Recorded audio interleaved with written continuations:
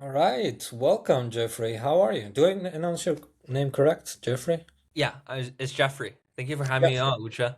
I'm doing great. Thank you, thank you. How's Ireland? How's everything there? I love it, man. Ever since I first stepped foot in this beautiful country, I just love the architecture from I was born in California, so being able to see really ancient historical landmarks, ones that I studied back in high school when I took a art history class, it's really awesome being able to walk around every single day and embrace the European landmarks. That's very cool. Yeah, cool to hear. But let's dive right in. The main reason why we're here to talk about Hack Europe, the largest hackathon, I believe, ever. I don't know. I don't know if it was the biggest one, but it was like up there. So tell us about it. Like, what is its core focus, and for whom did you organize this event, more importantly? So Hack Europe is Europe's largest student hackathon, and we just so happen to have the biggest prize pot in European history. This was an initiative created by students for students, and I came across this idea when I was traveling around Europe going to visit the Paris and the Swedish tech ecosystem, and I realized there was amazing talent here. There were incredible researchers, incredible startup builders, and they didn't know each other. And zooming out in general, Europe just didn't have a big place where you can force this early collisions between talented people. So I decided to start off this school year with this ambitious project to unite the European tech ecosystem for one weekend and hosting three hackathons simultaneously in three different countries. Yeah, that's very cool to hear, especially from somebody who's from California. I mean, that's literally where Silicon Valley is, hmm right? I was in San Diego. So in the southern part of California, I did visit um, Silicon Valley very Yeah, often. Yeah. that's very cool. But tell us about the objectives, like the biggest objectives of Hack Europe. Like we understand this is like super cool event where a lot of students come together to build, but what was the main objective that drove you to or put together this event? So when I was talking to a lot of the incredible talent in Europe, they didn't know each other. One, the ecosystem was kind of fragmented. You knew your local tech community builders, the local tech events that were happening every other weekend, and people already knew each other. However, people the great researchers in Berlin didn't know the great startup builders in Stockholm. So I decided to just create three hubs where a lot of these intermingling could happen. And we set out to raise a huge amount of capital, over 350K USD, to help make traveling as accessible as possible to people that had financial burdens and incentivizing students to come compete and do their best weekends worth work to compete in a big prize pot. It's amazing. Did you raise it from European funds or from America? It was majority European companies. We had a selective bar in terms of who we wanted, who aligned with Hack Europe's mission and values. We wanted to build this event to help empower European students. And we worked with all the companies, whether it's built by European founders in Europe or big tech companies that had a European headquarter here. Yeah. That sounds unbelievable to me, to be honest with you. But as I mean, I'm also like a hackathon organizer, putting Mhm. together events here in Tallinn, and I mean, obviously, like this thing is impossible without the great team, right? Mhm. And I saw that you have an incredible team. Shout out to them. So I want to ask, like, what was the biggest motivation on a personal level for you and the team members to do something as massive as Hack Europe? I have an incredible team of 16 students, and we all worked extremely hard to build this vision out. I think I'll speak on the core motivation myself. I really found a home within Europe during my time abroad here, and I knew that if when I go back to school in New York, that I wanted to, I guess, leave a mark, leave a event that a lot of people can point back to as, oh, Jeffrey did this back in Europe, and sort of as a way to give back to the amazing things that Europe has done for me. I traveled so frequently. I met so many great people at multiple tech conferences and wanted to make sure that the event was something that could continue on for years and years to come. And for the rest of the team members, they were all European students. So it was just kind of a way to help build community and helping drive the hackathon culture across multiple regions. Absolutely, yeah. It's very, very much appreciated as somebody who lives in Europe. Mhm, But mhm. you mentioned you went to different European conferences. Could you say which ones were your favorite? Web Summit Slush Slash is great, yeah. is amazing. And a, a bunch of smaller events where it was more intimate setting, Yeah, like the Bessemers event, Sifted Summit, OpenAI government policy event. It's all scattered throughout, and it is built by incredible organizers that took time out of their day. And we tried to encompass the great things that I learned from these events into a student run event. And I think we were quite successful at it. and speaking of being quite successful in it, how satisfied are you with the overall event? Like, how many participants showed up, and like, how do you feel about it after it happened? We had like a near 98% yield for all the accepted hackers to all the people that turned out. Over 1,000 people showed up from over 60 different countries. And we accomplished the vision of creating an international event right here in Europe, built for especially European students. And we accomplished three main things. One was letting the participants be able to engage with incredible companies and finding out career opportunities. Number two was encouraging innovation and raising the overall collective bar. People that were first time hackathon participants were able to see people that had 10 years, I don't know, 10 plus hackathon experiences, and they had to compete against side by side, as well as just pumping out the patriotic European vibe and knowing that Europe can do ambitious things. And I'm super grateful that Hack Europe happened across three different countries. Absolutely, yeah. But my natural question is, what was the criteria for choosing these three locations? I understand Ireland because you're there, but what about Paris and Stockholm? I believe Paris and Stockholm are the hubs of Europe. They Mm. have incredible tech ecosystems there. You see like Lovable and Lagora coming out of Stockholm. You see Mistral and Poolside coming out of France.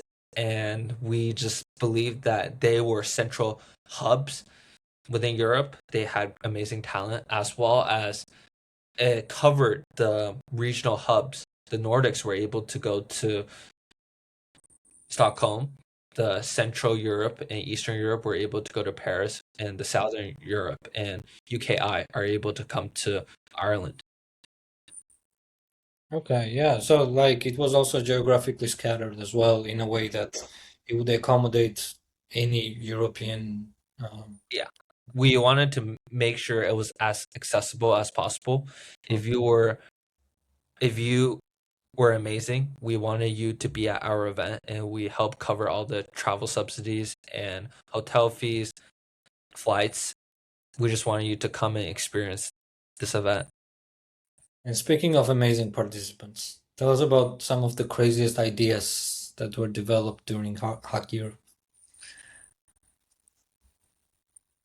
The European students really had an obsession with Palantir. They wanted to Palantierize every single problem. The winning project had uh, drones basically try to figure out where exactly the environmental issues were, and there were also very amazing demo and a lot of others like trying to find satellites.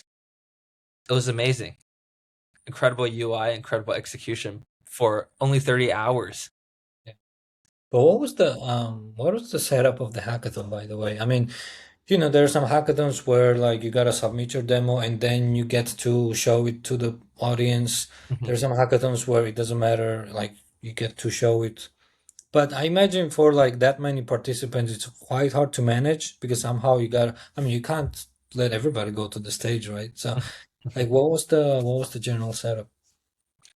I took a lot of inspiration from science fair style Right. demos where every single student can showcase their project, be able to one have it judged by an incredible panel of industry experts, as well as showcasing it to other participants that to raise the overall collective bar. And if you just think about it, even one location, 400 people, is Yeah. very logistically hard. You have 100 teams, 100 plus teams showcasing all the projects, and you had 40 judges walking around charting through the most optimal path, and doing that in three different locations while synchronizing everything, trying to create this environment of region versus region competition as the grand prize for each location. They competed for a grand prize of 15,000 euros. That was very logistically complex, and I had an amazing team, and we had three site leads at each location, and they did an amazing job. Okay. And then what were the biggest challenges for executing something as complex as, I mean, 400 participants per location Hmm. must be crazy. The last hackathon, I had like 80 people. Hmm. Even that was, I mean, mine was, a lot more local and like the overall theme was like a lot different, I imagine, because, when it goes after hundreds, then like all these like little objectives and the overall theme of the hackathon changes. Hmm. But yeah, like I'm just curious to see from your point of view, what were the biggest challenges as a main organizer? Yeah, 80 people hackathon is incredibly hard to execute as well. Like you have more of an intimate setting, and be able to see every single project and making sure every single one is demoed must be really hard for 400 people. For setting up took 3 plus days, even before the event happened, and making sure the electricity is there, making sure the food is all there, making sure everyone is coordinated and knows where to go. That took a lot of mental bandwidth just to set everything up. I would definitely say the hardest thing to make the event possible was fundraising. If you didn't have the money, you didn't have the budget, none of the vision that we had, including getting a robot dog to our event or flying out every single student to our event, wouldn't be possible. And it was really tough trying to, at the beginning, to convince a lot of these sponsors to back our ambitious project. We didn't have a track record at this scale. It was our first it was the first ever hackathon happening in three different cities. Think about the logistic complexity. And through relentless following up, relentless outreaching, we were able to surpass our baseline expectations to run this event. And then afterwards, we had all this additional budget that we were able to open it up to students, create the biggest prize pot in European history, and flying out and making traveling as accessible as possible to all the participants. So fundraising, if you don't have the money, the event's not going to happen. And we were glad that we ran an incredible sales motion to make sure it happened. Yeah, I mean, obviously, like I'm sure every single hackathon organizer can relate to that. Yeah. In the beginning, it's very tough. And then sometimes it happens that like sponsors get a click Hmm. and they just, like, I mean, they send you all these like emails and things like that. And I mean, if you really nail down like what's the objectives from their side and like what they want to achieve from backing you, Hmm. then it becomes easier. But at the same time, I mean, it's still very hard because everybody has like their own interests. So Hmm. that's my next question as well. Like, did sponsors or partners introduce their focus areas? Were there like different tracks, or like how did you interest these companies to put so much financial support in you guys? Well, we did a lot of creative ways to demonstrate that we were capable of running such a high scale event. For example, on my end, I went to 25 different conferences in 11 countries within 6 weeks just to pitch all these people. I saw the sponsors multiple times throughout my journey, and they had the trust that, oh, this kid is going to do whatever it takes to make sure the event happens. And we also custom hand wrote every single prospectus. So 50 plus handwritten pieces of paper that were dedicated to all the company relevant goals and interest. That takes a lot of time. And as well as we did all sorts of personalization outbound. We didn't have any experience before this doing SDR jobs, and now we have to figure out, listen to podcast about who the person we're pitching to is talking about and thinking about. We need to think about if they are an early stage company and late stage company, what are their goals, as well as how can we be personable to them and pitching to what they cared about the most. If it's helping the European ecosystem, we go down that route. If it is hiring and recruiting, we go down that route. So a lot of personalization and making sure all of their goals are aligned. Took a lot of time. Can you imagine? Yeah, I mean, that must be crazy to go to that many conferences. I mean, I do go to a lot of conferences myself, but what did you say? How many conferences in how many weeks? Like 25 conferences slash events. So these could be Yeah. small meetups, they all Wow, the ranging to Europe's biggest conferences. that's fabulous. By any chance, are you coming to Estonia to for Latitude 59? No, if you can send me more details after this, I'd Oh, I love to will. check it I out. will for sure. Yeah, I mean, this is like our biggest conference here in Estonia, and I'm also doing a vibe coding event as a side event That's awesome. that Are you week. working with Lovable? Sorry? Are you working with Lovable on the event? No, I mean, I don't really have a contact with them, but Okay, I'm open to, okay, any okay. kind. Yeah, for sure. Yes, Lovable is an amazing company. Yeah. they are amazing. Yeah, I mean, they helped out in my previous hackathon. They gave us the credits, Hmm. so forever appreciate that. Yeah. But back to our conversation. Your story is amazing so far. I mean, very impressive what you guys did, and I can confirm this as a hackathon organizer. I know how hard it is to get to that level. So all the kudos to you and your team. But in your view as an organizer, what would you say are the ideal next steps for the Hack Europe participants to continue their entrepreneurial journey? Because we all know, like, it's cool to come to the hackathon, build it, have a cake and go home. But what happens next is a very big, question mark for everybody. So, what would be your advice in that sense? I'll definitely say we at Hack Europe are really excited to help support a lot of the students and participants at our event to continue their entrepreneurial path. I think when you have an amazing idea and you want to bring it to market, you need a lot of investment or different go-to-market strategies. And to make sure this idea that you have actually makes sense and can continue on, as well as later on when you get big enough, more on the policy side of things, being able to understand where exactly the complex regulation of Europe is heading. And these are the two aspects that we at Hack Europe are really excited to continue diving in on the support side, on the investment side, as well as the political regulation side of things. Yeah, yeah, that I mean makes a lot of sense, especially when you said the part of like complex regulatory environment in Europe, because we all know, I mean, we all know the challenges of Europe, Yeah, right? yeah. So speaking of that, Once you figure that out, you're unstoppable. And then you go to the US and start crushing it. It's amazing.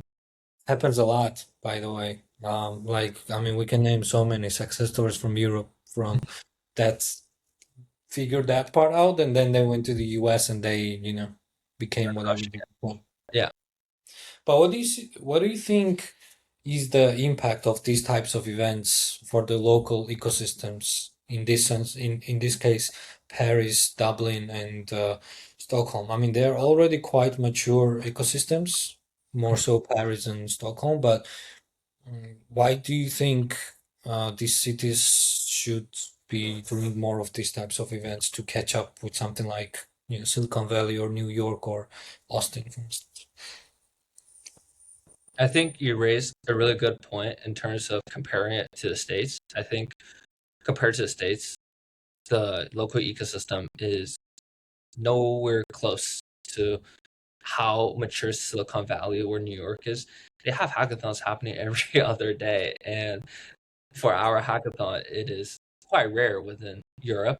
And I think that is exactly why Europe is so amazing. Within the US, that is very mature. And within Europe, you actually have a lot of innovation and really out of the box ideas. And I think by having these more of these hackathons, you will be able to see from a local participant point of view what is possible, what is happening outside of my immediate local view, be able to talk to folks from all across the continent at Hack Europe. Hopefully, more ideas will happen and people can stay in touch and follow up and try to build something even more ambitious than just 30 hours. Amen. We hope that happens one day because last year I went to the US. I was in New York and Mhm, I was also in Austin. And the pace, just the pace of people is so much different that mhm, I think like only if you take only the mindset part, mhm, that's where it all starts. Like in terms of like the whole entrepreneurship. Not only entrepreneurship, but in New York there were like all sorts of events. Like I was there in a very random time, like sometime in, was it like beginning of November or something like that. On a regular Tuesday, there was a writers meetup mhm. where I went and there were like so many people. It was packed, and all of these writers they came to the stage and these things, unfortunately, it doesn't really happen in Europe that much. So I Mhm. absolutely get what you're saying, which leads me to the next question: that what are the fundamental changes do we need to make in the EU to help builders and founders ship faster and be like US based founders? I would say stick to what Europe is good at. You brought up a good contrast between US and Europe, where US is just a lot of things are happening all the time, right? You have a writers meetup to a hackathon, multiple things happening all at the same time, right? You see Tech Week by Andreessen Horowitz. It's packed. Sure, Europe just try to copy these ideas and try to make it their localized version. I would say I would recommend no. I think you should try to do what you are good at. One example is at Hack Europe. We didn't want to just run a big scale 1,000 people hackathon in one location. We wanted to innovate and create three hackathons in three different hubs that had their own culture, their own differences, and they had their own local communities. And we tried to build that up instead of uniting them in one location. And I think Europe has really great researchers, really incredibly gifted technical students, and I think they just need to continually expand on that, keep on being the best and the best at these two subjects, research and technical skills, and start learning some of the more monetization skill that the US is very clearly good at. And that edge that you have in research and technical abilities, that is the moat that Europe has that not a lot of Americans have. Yeah, that's a good point actually. Yeah, I mean there are advantages in every. I'm sure also like I mean not only comparison between EU and the US, but also China, South, what is it? Southeastern Europe, like all these countries like Vietnam and Philippines and all of those. They also have like their own edge. So I believe like if those locations, they just concentrate on their own thing rather than like copying stuff. Mhm, Although I do think there's also a value in copying things. Like if you see, for instance, like you brought up Tech Week, right? It's an amazing thing first happening in Boston, then in New York, and then on the West Coast. But like and I see that Vienna is doing something similar. The concept is that like they have like all these events happening all around the city. So I believe that like at least not copying 100%, but exactly like localizing it, like taking the concept and making fit to the everyday life of the particular city where you're doing it. I do believe there's a lot of value in it. But yeah, 100%, like everybody gotta play on their core strengths. mhm, mhm, uh mhm, but you as a person who like, I mean, you're American, from California, living in New York, now studying in Europe. I mean, you've seen, a lot of mature, tech, startup ecosystems in life. So, what would you say are the core differences between being an entrepreneur in the US versus the EU?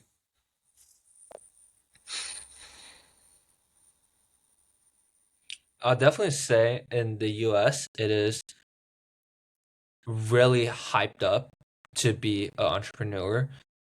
It's like banking back in 2000s or getting a good tech job in 2010s. It's just extremely glorified right now, whereas the European students, they all want to stay in school. They all want to get their degree, go do a PhD. And I think the people that want to start companies in Europe, they are actually taking the risk, whereas in the US, a lot of the students are just doing it because that is a hot, trendy thing to do, and they're not really doing it because they want to solve a problem, they want to create a good product to solve that problem, and trying to learn the really hard path.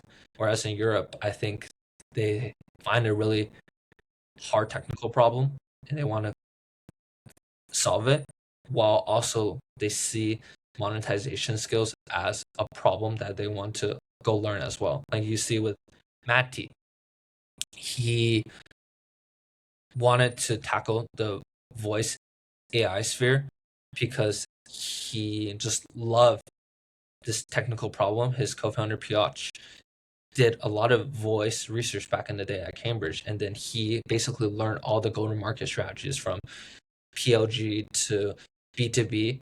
It's amazing, and I think a lot of the founders in Europe now, they have this technical mind. Now they're just slowly developing their monetization skills. Well, if we go back to the Hack Europe topic for a little bit, what are the biggest learnings for you as an organizer that you will apply to it next year? Which I mean, I hope you're gonna do it next year as well, or like the team is gonna do it. So, what are the biggest learnings that you can, act on?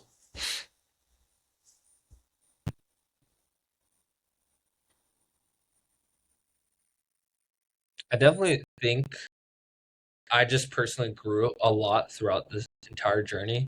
I was able to go recruit a team of 15 plus core people across multiple countries to bet their reputation and made sure the event happened and made and executed all along. from fundraising to marketing to the actual event.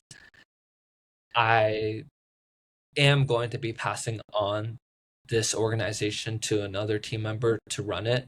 And a lot of the lessons that I learned from having no playbook, now I'm able to share it. And with the next team members that are taking over Hack Europe, they're able to continue to build on it. It's like bricks by bricks by bricks of lessons. And the next year, the year after that, the event's just going to keep on getting better and better and better. And while all of our focus was on marketing and fundraising, they can instead already learn all the lessons from that and can just focus on making sure the event is as great as possible, or making sure the